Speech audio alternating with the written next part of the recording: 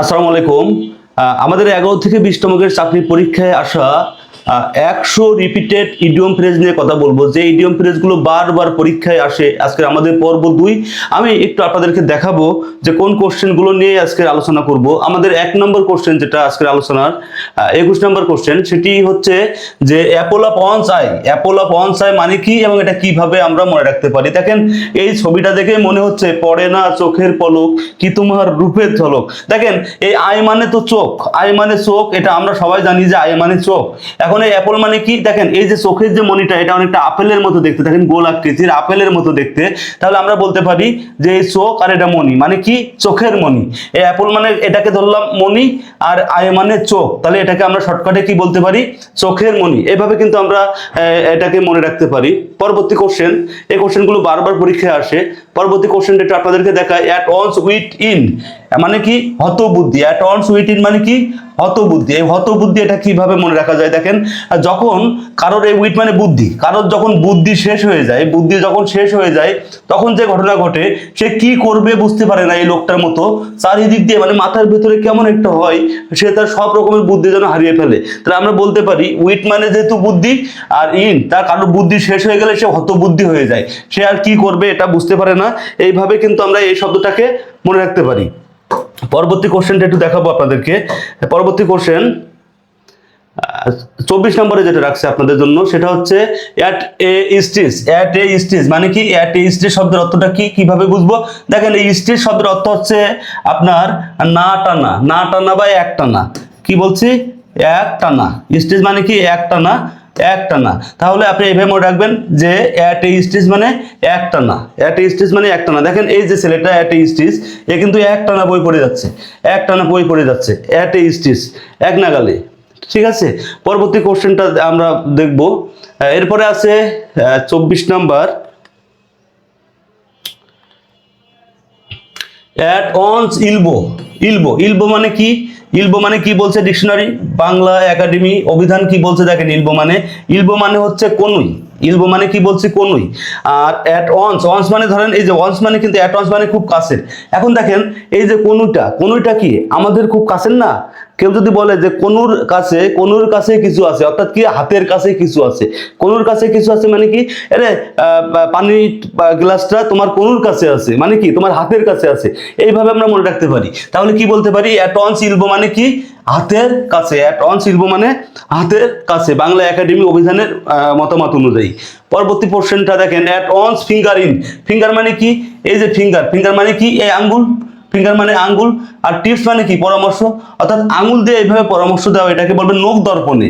নোক, এই যে নোক দর্পণে, নোক দর্পণে। Fingers tips মানে কি নোক দর্পণে। আমরা এইভাবে মনে রাখতে পারি। আরো কিছু মজার মজার টেকনিক দেখাবো আপনাদেরকে, হ্যাঁ, এবং এইগুলো আপনারা 1-2 বার দেখবেন, মনে রাখতে পারবেন। এলিভেন্ট মানে কত, এলিভেন্ট মানে কি 11, এলিভেন্ট মানে কত, এলিভেন্ট মানে 11। এখন দেখেন এই যে 12টা, 12টার কাছে চলে আসা মানে কি 11টা, তাহলে কি শেষ প্রান্তে, শেষ মুহূর্তে। এই যে 12টা, 12টা বাজা, তা 12টার আগে, 12টার আগে মানে কত আসা 11টা বাজা, তাহলে 11টা কি এই 12টার কাছাকাছি শেষ মুহূর্তে চলে আসা। তাহলে অ্যাট দ্য 11th আওয়ার মানে কি শেষ মুহূর্তে, কি বলতে পারি আমরা, শেষ মুহূর্তে বলতে পারি। পরবর্তী 28 নম্বর কোশ্চেনটা দেখবো। অ্যাট বে, অ্যাট বে মানে কি কোন ঠাসা। এটা কিন্তু পরীক্ষাতে অসংখ্যবার আসে এবং আমরা ভুলে যাই যে অ্যাট বে শব্দের অর্থটা কি। একটু দেখায় আপনাদেরকে, দেখবেন বে মানে হচ্ছে সমুদ্র। বে মানে কি বলছি, সমুদ্র। এখন দেখেন এই যে একটা সমুদ্র, দেখেন একটা সমুদ্র এবং এ পাশে আছে আরো একটা সমুদ্র। দুইটা সমুদ্র কি করছে, এই যে রাস্তাটা, এই যে জায়গাটা, রাস্তা বা জায়গা যেটাই বলেন, এই জায়গাটাকে দেখেন এই পাশ থেকে খেয়ে দিচ্ছে, আবার এই পাশ থেকে কি কমিয়ে দিচ্ছে। তাহলে দুই পাশ থেকে কমিয়ে এটাকে কি করে দিচ্ছে, কোন ঠাসা করে দিল না, এই জায়গাটাকে কোন ঠাসা করে দিল না, কমিয়ে দিল না। তাহলে আমরা বলতে পারি অ্যাট বে মানে কি কোন ঠাসা অবস্থা, কি বলতে পারি কোন ঠাসা অবস্থা। এইভাবে কিন্তু মনে রাখতে পারি, অ্যাট বে মানে কোন ঠাসা অবস্থা, বে মানে সমুদ্র, এটা একটু মনে রাখবেন। পরবর্তী কোশ্চেনটা দেখেন, এই যে দেখেন 28-এর পরে 29 হবে, এটা দেখেন অ্যাট ডেট অফ নাইট, কি বলছে at dead of night. At dead of night মানে কি, আবার অ্যাট ডেট অনস, এটার অর্থ কি, অ্যাট এ ডেট লক, এটার অর্থ কি। প্রত্যেকটা কোশ্চেনের অর্থ একটু দেখাই দিব আপনাদেরকে, প্রত্যেকটা কোশ্চেনের অর্থটা কি একটু দেখেন। ডেট মানে ধরেন অচল, ডেট মানে কি বলছি অচল, ডেট মানে অচল। আর নাইট মানে রাত। এখন কেউ যখন এখানে কি লিখছে দেখেন, গভীর রাতে একজন মানুষ কিন্তু মৃত্যুর মতো হয়, অর্থাৎ সে অচল হয়ে যায়। অর্থাৎ আপনি গভীর রাতে কি হবে, এই যে ডেট মানে অচল নাইট মানে গভীর রাত, এইভাবে একটু মনে রাখবেন। গভীর রাতে একজন মানুষ মৃতের মতো অবস্থা হয়, গভীর রাত, ডেট নাইট। আবার ডেটস মানে কি মৃত্যুর, ডেটস মানে কি বলছি মৃত্যুর, এই যে মৃত্যুর, এই কমা এস মানে রয়ের, তাহলে মৃত্যুর, আর এর ডোর মানে কি দ্বার, তাহলে কি মৃত্যুর দ্বার, এইভাবে আমরা মনে রাখতে পারি। আর ডেট মানে কি বলছিলাম অচল, ডেট মানে অচল। আর লক মানে কি তালা, লক মানে তালা, অচল তালা মানে কি অচল অবস্থায়, অচল তালা মানে কি অচল অবস্থায়। এইভাবে কিন্তু আমরা এই তিনটা মনে রাখতে পারি, এবং এই তিনটা কিন্তু মোস্ট ইম্পর্টেন্ট, বারবার পরীক্ষাতে আসে, অসংখ্যবার এই তিনটা পরীক্ষাতে আসে, এইভাবে আমরা মনে রাখতে পারি। পরবর্তী কোশ্চেনটা দেখাই, মোস্ট ইম্পর্টেন্ট কি কোশ্চেন আছে আপনাদের জন্য। অ্যাট হোম মানে দুইটা মিনিং দাঁড়ায়, দুইটা মিনিং, একটা হচ্ছে আরাম আর একটা হচ্ছে দক্ষ। আপনি কিভাবে মনে রাখবেন, একটা আরাম আর একটা দক্ষ। দেখেন একটু সহজ পদ্ধতি বলি, সেটা হলো আমরা সারাদিন পুরুষেরা বাইরে কাজকাম করি, হ্যাঁ, টাকা উপার্জনের জন্য বহু কষ্ট করি, কষ্টের শেষে বাড়িতে এসে হোম মানে বাড়িতে এসে একটু বিশ্রাম নিই, একটু আরামের জন্য বাড়িতে আসে, এবং বাড়িতে এসে আমরা আরাম নিই, রাতে সুন্দর একটা ঘুম দিই। এই ক্ষেত্রে মনে রাখতে পারবেন হোম মানে বসে স্যার কি বলছে, যে কাজ শেষে বাড়িতে এসে আমরা কি করি, আরাম করি, আরামে ঘুমাই, অর্থাৎ আরাম করার জন্য বাড়িতে আসি। তাহলে অ্যাট হোম মানে কি আরামে বা আরাম। আর আরেকটা অর্থ আসে দক্ষ। দেখেন আমাদের হোমে যে সমস্ত মানুষগুলো থাকে, আমাদের মা থাক, বোনেরা থাক, বা আমাদের স্ত্রীরা থাক, তারা কি করে, রান্না বান্না করে, অর্থাৎ এই হোমের যে কাজকাম, এই কাজে কিন্তু তারা এক্সপার্ট। আমরা পুরুষ জাতি কিন্তু তাদের সাথে কখনো পারবো না, তারা কিন্তু এই কাজে খুবই দক্ষ। তাহলে অ্যাট হোম মানে আমরা আরো একটা কথা মনে রাখতে পারি, সেটা হচ্ছে দক্ষ। এই যে দেখেন তারা কি রান্নায় খুব দক্ষ, এইভাবে কিন্তু মনে রাখতে পারি। পরবর্তী কোশ্চেন, এই যে অ্যাট ওয়ান্স বি ক্যান কল, এই শব্দটা একটু দেখবেন, এটা অর্থ কি সম্পূর্ণ আজ্ঞাবহ বা বাধ্য। এই বিক মানে কি, বিক মানে হচ্ছে ইশারা, বিক মানে কি ইশারা, আর কল মানে কি ডাকা। বিক মানে ইশারা আর কল মানে ডাকা। একটা জিনিস খেয়াল করেন, আপনি যদি কাউকে এইভাবে ইশারায় ডাকেন আর সে যদি আসেই, তাহলে মনে করবেন সে আপনার কাজে বাধ্য, সে আজ্ঞাবহ, সে কাজে বাধ্য বলে কিন্তু আপনি ইশারা করলে সে আসে, ইশারা দিলেই সে আসে, অর্থাৎ সে আপনার প্রতি পজিটিভ এবং সে আপনার কাজে বাধ্য। তাহলে আপনি মনে রাখতে পারবেন বিগ কল মানে কি, বি ক্যান কল মানে কিভাবে মনে রাখবেন, এটা হচ্ছে আজ্ঞাবাহ বা এই যে কাজে বাধ্য, আজ্ঞাবাহ বা কাজে বাধ্য। পরবর্তীটা দেখব, আমাদের এর পরবর্তী স্লাইডটা কি আছে দেখেন, নিউ ব্লাড কি বলতে পারি, এই নিউ ব্লাড বলতে পারি, অথবা কি বলতে পারি, এই ফ্রেশ ব্লাড বলতে পারি। এই দুটাই যেটা আসুক পরীক্ষায়, নিউ ব্লাড আসুক অথবা ফ্রেশ ব্লাড আসুক, এরা অর্থ হচ্ছে উৎসাহী লোক, উৎসাহী লোক। দেখেন যাদের রক্ত নতুন রক্ত বা ফ্রেশ রক্ত, সতেজ রক্ত, তারা কিন্তু তরুণ সমাজকে বোঝায়। এই তরুণ সমাজ কিন্তু সব বিষয়ে খুবই আগ্রহী, সব বিষয় জানার জন্য খুবই উৎসাহী। তাহলে আমরা বলতে পারি যাদের রক্ত নতুন বা ফ্রেশ রক্ত যাদের, তারা কিন্তু সব কাজেই বেশ কিন্তু সবকিছুতেই এই উৎসাহটা বেশি থাকে, তাদের উৎসাহটা বেশি কাজ করে, অর্থাৎ তারা উৎসাহী লোক। তারা কি লোক, এই উৎসাহী লোক, এইভাবে মনে রাখতে পারি। এবং এগুলো কিন্তু খুবই পরীক্ষায় আসে, বারবার পরীক্ষায় আসে। দেখেন ফ্লেশ অ্যান্ড ব্লাড মানে কি, ফ্লেশ অ্যান্ড ব্লাড মানে কি, একটু খেয়াল করেন। ফ্লেশ মানে কি, এই ফ্লেশ মানে কিন্তু মাংস, এই ফ্লেশ মানে কি মাংস বুঝায়, আর ব্লাড মানে রক্ত। তাহলে কি হবে, তাহলে রক্ত দ্বারা কি, রক্ত মাংসের মানুষ,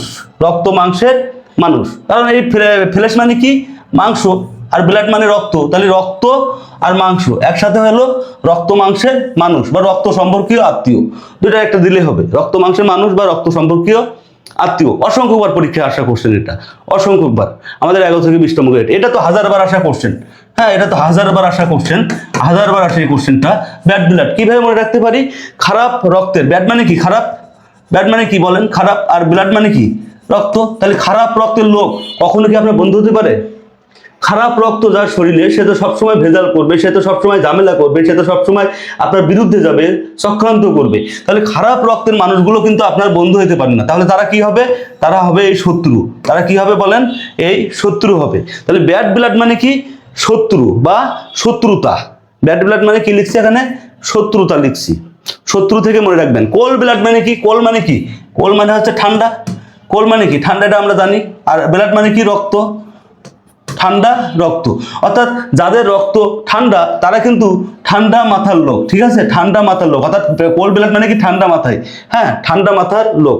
মান্নার একটা মুভি আছে কিন্তু ঠান্ডা মাথার খুনি। পরবর্তী দেখেন আমরা এরপরটা দেখি যে birds eye view. Birds eye view এটা হাজারবার আসা কোশ্চেন, হাজারবার আসা কোশ্চেন, এটা আমরা ভুলে যাই। দেখেন একটু বলে রাখি, এটার অর্থ কি ভাষা ভাষা দৃষ্টি বা ধারণা।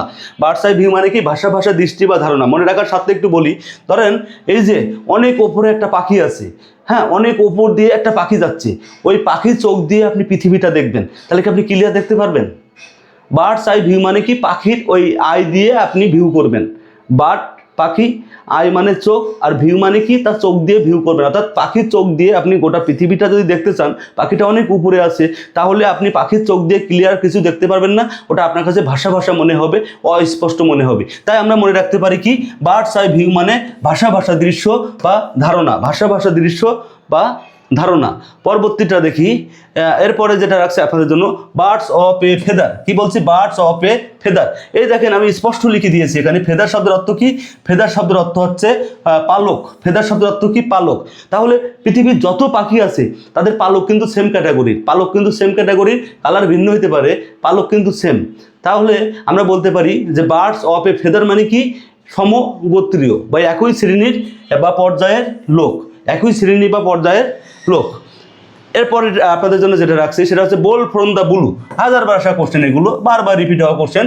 যারা বিভিন্ন পরীক্ষাতে টেকেন, অনেকদিন ধরে পড়াশোনার জগতে আছেন, তারা জানেন যে আমি যে ইডিয়ম ফ্রেজগুলো রাখছি সবই আপনাদের জন্য ইম্পর্টেন্ট মনে রাখার জন্য। দেখেন বোল ফ্রম দ্য ব্লু, এই বোল শব্দের অর্থ কি? বোল শব্দের অর্থ হচ্ছে বজ্র। বোল শব্দের অর্থ কি? বজ্র। আর এই যে ব্লু, ব্লু শব্দের অর্থ কি? ব্লু শব্দের অর্থ হচ্ছে নীল। ব্লু শব্দের অর্থ কি? নীল। তাহলে আমরা মনে রাখতে পারি, দেখেন সহজভাবে বলি যে বজ্র নীল, বজ্র নীল, এটার জন্য কিন্তু মেঘ হওয়ার দরকার নাই। হঠাৎ যদি আকাশে যে বজ্রপাতগুলো হয় ওটা যদি নীল বজ্রপাত হয়, তাহলে মনে রাখবেন এটার জন্য মেঘ হওয়ার দরকার নাই, বিনা মেঘে ওই বজ্রপাতটা হয়। তাহলে আমরা এইভাবে মনে রাখতে পারি বোল ফ্রম দ্য ব্লু মানে কি বিনা মেঘে বজ্রপাত, বিনা মেঘে বজ্রপাত, এইভাবে মনে রাখতে পারি। এবং এরপরে যে কোশ্চেনটা আপনাদের জন্য আমি রাখছি সেটি হচ্ছে 40 নাম্বার কোশ্চেন আমাদের। হ্যাঁ 40 নাম্বার কোশ্চেন কি? Burning question. হাজারবার আসে এই কোশ্চেনটা, হাজারবার আসে এবং আমরা স্টুডেন্টরা ভুল করি। বার্নিং কোশ্চেন ভুল করি। কিভাবে ভুল করি? কারণ আমাদের এটা মনে থাকে না। হ্যাঁ একটু মনে রাখার সাথে বলি, দেখেন এখানে কিন্তু আমি কোশ্চেন দাগাইছি, তাই না? এই যে একটা কোশ্চেন আছে, দেখেন আপনারা দেখলে বুঝবেন এটা একটা কোশ্চেন। এই যে একটা কোশ্চেন পেপার, একটা কোশ্চেন পেপার। এখন একবার কল্পনা করেন খাতা বা কলম, এই বার্নিং মানে পোড়ানো, বার্নিং মানে পোড়ানো, ঠিক আছে? আমি বলছি খাতা বা কলম, এটা কি কখনো আমরা পোড়াই? আমরা হয়তো এটার প্রয়োজনীয়তা শেষ হইলে, উপযোগ শেষ হইলে আমরা ফেলে রাখি, তাই না? বা বিক্রি করে দিই। কিন্তু খাতা কলম কিন্তু পুড়িয়ে দেয় না। যখন কোনো একটা কিছু বা কোনো একটা ডকুমেন্ট বা কোনো একটা কোশ্চেন পেপার আপনি পোড়াবেন, তাহলে নিশ্চিত থাকবেন ওটা খুব গুরুত্বপূর্ণ একটা কোশ্চেন ছিল। কোনো একটা কাগজ আপনি পোড়াচ্ছেন মানে ওটা গুরুত্বপূর্ণ একটা কাগজ ছিল। তাহলে আমরা মনে রাখতে পারি এইভাবে যে কোনো কোশ্চেন যদি কেউ পুড়িয়ে দেয়, তাহলে বুঝতে হবে যে ওই কোশ্চেনটা খুবই গুরুত্বপূর্ণ একটা কোশ্চেন ছিল, অর্থাৎ গুরুত্বপূর্ণ বিষয়। ওই কোশ্চেনটার বিষয়টা যা ছিল সেটা হচ্ছে খুবই গুরুত্বপূর্ণ বিষয়। এই ভিডিওটা আজকে 2 নম্বর পর্ব দিলাম। 3 নম্বর পর্বে 40 থেকে 60 পর্যন্ত এইভাবে আমি 100 ইডিয়ম ফ্রেজ আপনাদেরকে মুখস্থ করাবো। ভিডিওটা 2-3 বার দেখবেন। আর যদি একটু হলেও উপকৃত হন তাহলে অবশ্যই শেয়ার দিবেন এবং একটি কমেন্ট করবেন। শেয়ার কমেন্ট করতে ভুলবেন না। ভালো থাকবেন সবাই, সুস্থ থাকবেন। আসসালামু আলাইকুম ওয়া রাহমাতুল্লাহি ওয়া বারাকাতুহু।